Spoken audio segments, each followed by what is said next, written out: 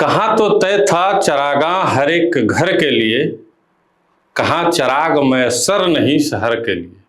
बिहार की मौजूदा राजनीति पर यह शेर कुछ ज़्यादा ही फिट बैठ रहा है, क्योंकि मुख्यमंत्री सम्राट चौधरी लगभग हर रोज कोई न कोई घोषणा कर रहे हैं।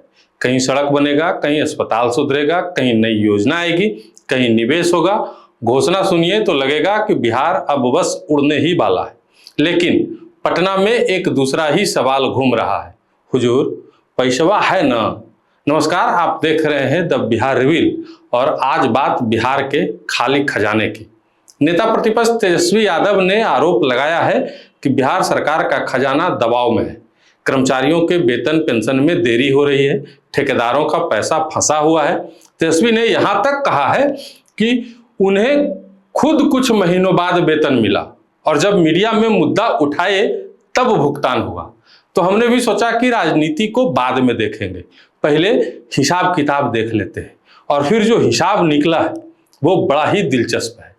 पिछले दिनों बिहार कॉन्ट्रैक्टर्स वेलफेयर एसोसिएशन ने दावा किया था कि राज्य के अलग अलग विभागों पर ठेकेदारों का करीब 50,000 करोड़ रुपए से ज्यादा का भुगतान लंबित है। एसोसिएशन के मुताबिक कई बिल पिछले साल अक्टूबर से ही अटके हुए हैं। अब 50,000 करोड़ सुनकर हमको भी लगा कि शायद 1-2 जीरो ज्यादा लग गया होगा, लेकिन नहीं, 50,000 करोड़ मतलब ठेकेदार सड़क बना चुका है, पुल बना चुका है, मजदूर को पैसा देना है, सीमेंट वाले को देना है, बैंक की EMI है और वो सरकार की तरफ देख रहा है, सर बिल पास हो जाएगा ना। और अधिकारी बोल रहे हैं हो जाएगा, प्रक्रिया में है। और आपको भी मालूम है कि हमारे देश में प्रक्रिया ऐसी जगह है जहां आदमी जवान जाता है और बूढ़ा होकर वापस निकलता है। बात केवल ठेकेदार की नहीं है, कुछ सरकारी और संविदा कर्मियों के मानदेय में भी महीनों से देरी की खबरें आ रही हैं। हालांकि यह कहना सही नहीं होगा कि बिहार के हर सरकारी कर्मचारी का वेतन बंद है, लेकिन अलग अलग विभागों और श्रेणियों में वेतन को लेकर झोलझाल है। अब सबसे दिलचस्प चीज को सुनिए। सरकार ने सामाजिक सुरक्षा पेंशन के भुगतान के लिए आकस्मिक निधि से 3,662 करोड़ रुपए निकालने की मंजूरी दी। अब आम आदमी पूछेगा कि पेंशन कोई अचानक आई बाढ़ है क्या? हर महीने देना ही है, पहले से पता है कितने लाभार्थी हैं, फिर उसके लिए आकस्मिक निधि वाला पैसा क्यों निकाला गया? यही सवाल विपक्ष भी पूछ रहा है। लेकिन कहानी में ट्विस्ट यही नहीं है। अगर हम अभी बोल दें कि बिहार सरकार दिवालिया हो गई तो यह बिल्कुल गलत होगा, क्योंकि सरकार के पास बाकायदा बड़ा बजट है। समस्या कुछ और दिख रही है, कैश फ्लो की। इसे सरल भाषा में समझिए। मान लीजिए आपकी सालाना कमाई 12 लाख है, आप गरीब नहीं हैं, लेकिन महीने की 29 तारीख को आपकी जेब में मात्र 300 रुपये हों। बिजली बिल देना हो, स्कूल फीस देना हो, मकान मालिक फोन कर रहा है, पत्नी घर में कह रही है कि सब्जी लेके आइएगा। मतलब आप दिवालिया नहीं है, लेकिन उस शाम आपकी हालत खराब जरूर है। बिहार सरकार के मामले में भी यही मुद्दा है, यही सवाल है। बजट में पैसा है, लेकिन समय पर ट्रेजरी में उपलब्ध कैश नहीं है। कॉन्ट्रैक्टर्स एसोसिएशन को सरकार की तरफ से यह बताया गया था कि जुलाई अगस्त में करीब 1.5 लाख करोड़ रुपए के इनफ्लोज मिलने की उम्मीद है, जिसमें GST और दूसरे ट्रांसफर्स भी शामिल हैं। और इसी वजह से मंत्री अशोक चौधरी का भी एक बयान आया था कि आर्थिक परेशानी 15 दिन से 1 महीने में सुधर जाएगी।